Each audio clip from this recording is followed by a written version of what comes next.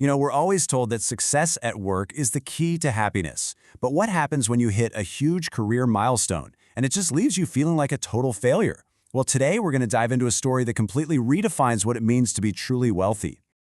Okay, so our story kicks off with a single number, 500. For our main character, Juna, who's an air conditioner technician in Mumbai, this number should have been a huge deal. I mean, 500 homes made cooler, more comfortable, 500 jobs done right. You'd think, right? This should be a massive moment, a reason to celebrate. But it wasn't. After getting a certificate for his 500th installation, Juna didn't celebrate. Instead, on his way home, he literally threw it in the trash and just broke down crying. So what on earth happened? Why would a moment that looks like a huge win lead to such complete despair?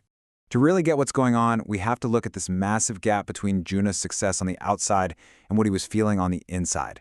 This is really the story of a hollow victory.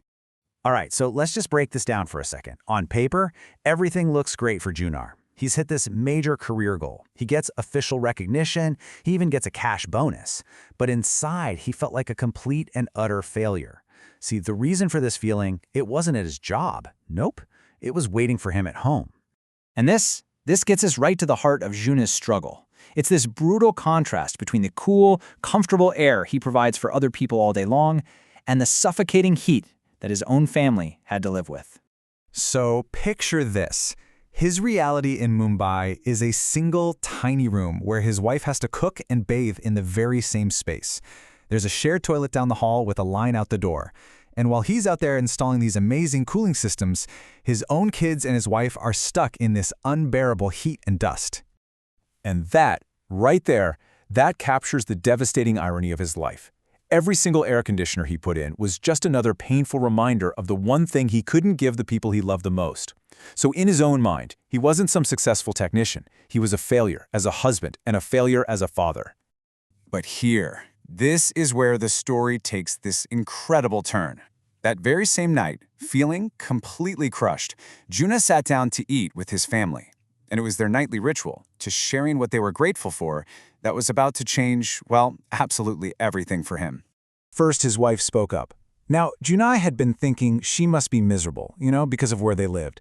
But what she said, it wasn't about wanting more comfort or a cooler room. It was about just being with him. She told him she was actually happier in that small, hot room with him than she ever was back in a more comfortable village without him. Then it was his son's turn. He didn't ask for toys or, a cooler house.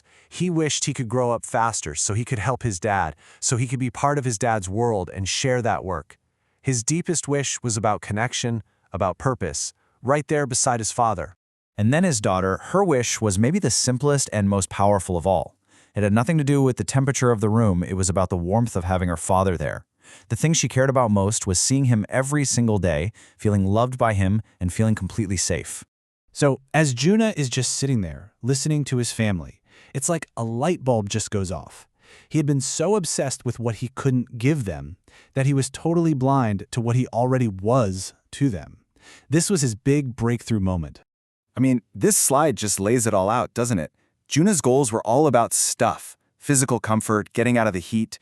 But what his family really wanted, their reality, was all about feeling, being together, feeling safe, having a dad and a husband who was present. And in that moment, he gets it. He wasn't failing them at all. In fact, he was already everything they wanted. So that night, Juna found a totally new meaning for the word contentment. It wasn't about cooling a room, it was about the warmth of his family. He finally realized his greatest wealth wasn't something he could ever buy or install, it was the people sitting right there at the table with him. And this realization, it did more than just get rid of his despair. It lit a fire under him. It gave him a brand new purpose. All of a sudden, he could see a clear path forward. And it wasn't defined by guilt anymore. It was defined by a hopeful vision for his family's future. So he comes up with this new 15-year plan. And it's not just about making money. No, it's built on his family's values.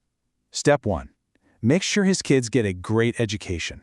Step 2, open his own business, a sustainable one, a shop to fix up and resell used appliances. And step 3, build that future with his son, making his son's dinner table wish come true. The very next day, you can just feel it, he's a different person. He turns to his wife with this new confidence and says, "I know what to do for the next 15 years." And his only request, just be beside me always. He finally understood that their partnership was the real bedrock for everything else. And her reply, wow. It says everything you need to know. For her, it wasn't even something he had to ask. That you need not even ask for, she said. I will be there with you always. Their connection was the one thing that truly mattered.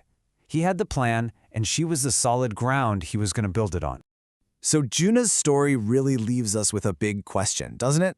In our own lives, with all the pressure and the things we're chasing, are we actually chasing the right things? Or is our own cooling breath of contentment already sitting right there with us, maybe at our own dinner table? It really makes you think.